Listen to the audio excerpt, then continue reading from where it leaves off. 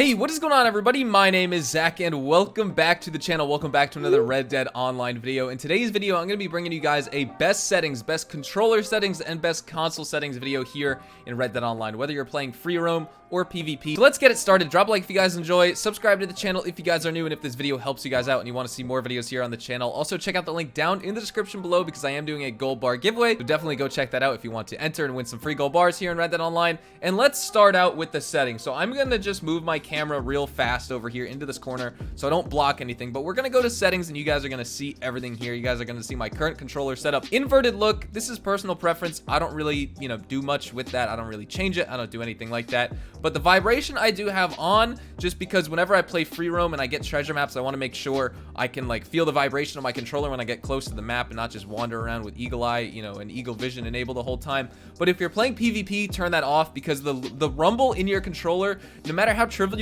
you think it is, it actually does affect your aim a little bit, even with this game's auto aim, especially if you're using free aim. Turn the vibration off when you're shooting people and using PvP and things like that. The light bar effect, this is for your controller. It doesn't really matter with the game. Lock-on mode, this is something I change up as well. Right now, I use wide aim settings. I find this to be most helpful. Wide aim settings, basically, I'll run through each one. Wide gives you a huge lock-on range, almost like a 180-degree lock-on range. As long as your character is facing that direction, he'll lock on to anything in front of him. Narrow, you need to be kind of looking at it within like a 30-degree radius, I would say. Normal is kind of the same thing, although it's a mix of wide and narrow. It's like right in between there, in between 180 degrees and 30 degrees field of view in terms of what you're going to aim at and lock on to. And it all helps for different situations. Narrow, if you're more accurate anyway, you'll be able to lock onto things easier and not mess up your aim. Wide, if you're just looking all over the map, you may lock onto the right target sometimes, you may not. So if there's two people who are shooting at you, maybe occasionally you'll lock onto the guy who's further away and doesn't necessarily see you, but you may, the guy who's right in front of you is shooting at you and you locked onto the wrong guy. That's the only way that wide aim messes you up, but it helps you more than it hurts you here in Red Dead Online. So I recommend you use wide aim. Aim assist, strength on foot, have that turned all the way up. That's the strength of your aim assist. People who play in free aim and don't use aim assist, I mean, right now, you have weapon bloom, you have screen sway, you have manual weapon cocking. I think those will all kind of mess up your aim, especially in free aim, and I find that too much of a hassle, so you might as well use the aim assist in the game since it's the default setting for everyone. And since if you're going to use it, you might as well max it out to the full. Same thing, lock-on mode on a mount or vehicle, like on a horse, just use normal lock-on mode. That's what I use.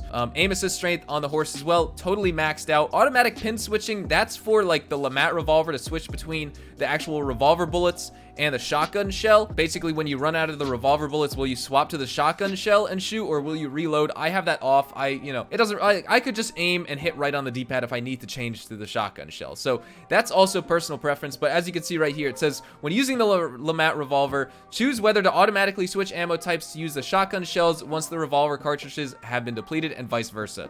Third person. So I play on this standard FPS settings. Basically, what this changes is it swaps the left analog stick and the X button. Instead of having to mash X and run, it actually swaps it to the left analog stick like a standard first-person shooter game. Call of Duty, Battlefield, the Halos that do have the sprinting in them. It's this standard control setup, and that's really the only thing it changes. And so, I could show you here on the map right now. If this is what you have. If you have standard FPS, you could see these things right here on screen. You guys can look at them, and this gives you all the controls with the standard FPS. But there was a new one added to the game, and that is called Standard FPS 2, Standard First Person Shooter 2. To me, this is more like a third person shooter control setup, and this allows you to actually use the R1 button or RB button if you're on Xbox to sprint, and if you press X, you take cover, and it basically swaps those. And the left analog stick pushed in is just like the normal control setup your character would crouch. I don't think I really like this one. I still prefer standard FPS, and now with the updates to the controls and the mechanics in the game,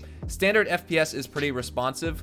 But there's a few things you need to keep in mind on this. Of course, all of these things, you want to have max aim and look sensitivity. Make sure they are maxed out completely. You want to have the most sensitivity. Same thing with horse control, is basically wherever your horse is looking, that's the direction you're going to go. If you use camera relative horse control, if I want to look behind me, my horse is going to turn, and that may run me into a tree or something. So keep it on horse relative third person controls. Same thing with aim acceleration, have that maxed out. Basically, that means when you start to aim and look around, does it kind of start off slow and then speed up into your normal sensitivity, or does it just immediately, like an on-off switch, do you just start looking around? You want to have that maxed out so it's the most responsive. Aim and look dead zone. This is something that's very important and you guys need to understand. It says adjust the amount of dead zone between aiming and looking while in third person view. These settings are also kind of the same for my first person. You guys can see here, dead zone is gone, and all these three are maxed out just like in third person. But what dead zone is basically is like how much resistance your analog stick has. So if I move it slightly with it dead zone all the way down, the dead zone in this game by default is kind of too much in my opinion. You need to move your analog stick a little bit to have it work. But with the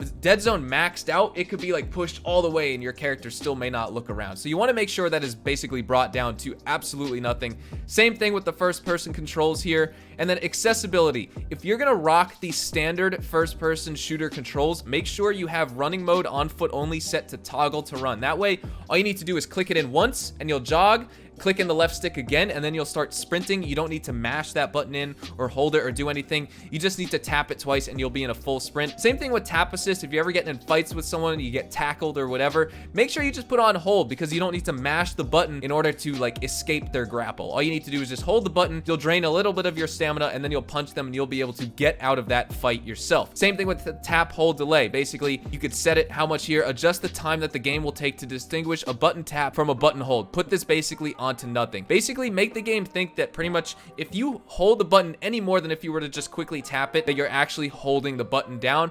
That's better, more responsive. It's going to help you out a lot more in Red Dead Online. I know this was a huge run through and just like a very quick video, but I do want to thank you guys for watching. Drop a like if you guys do enjoy today's video. Subscribe to the channel if you guys are new. I hope you guys enjoyed. Like I said, this is just an updated setup and just a couple tips before we go here as well. I want to show you guys something. If you're ever getting into a gunfight and someone's shooting at you behind, dive and then you could just turn around. And you just want to make sure you do that so you aren't necessarily getting shot at someone all the time when you have your back turned to them. You can either dive and turn around your sight, and I usually dive twice and then I'm able to turn around and shoot the person. The other idea is if you know someone's behind you and they're about to shoot you, don't actually turn around. I mean, if you have your sensitivity maxed out, you could turn around like this pretty fast, but don't aim and turn around. If you're gonna do something like that, just make sure you press the right stick in, turn around and aim, and that way you could just flip around right away, and it's much faster than going like this, and it's also a lot quicker than aiming in and trying to turn yourself, even on max sensitivity. I wish Rockstar would up the sensitivity in general of the game, but they aren't. I think the look sensitivity at max is okay,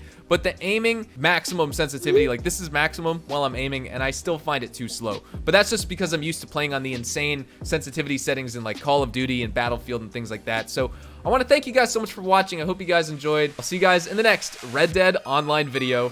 Adios, amigos.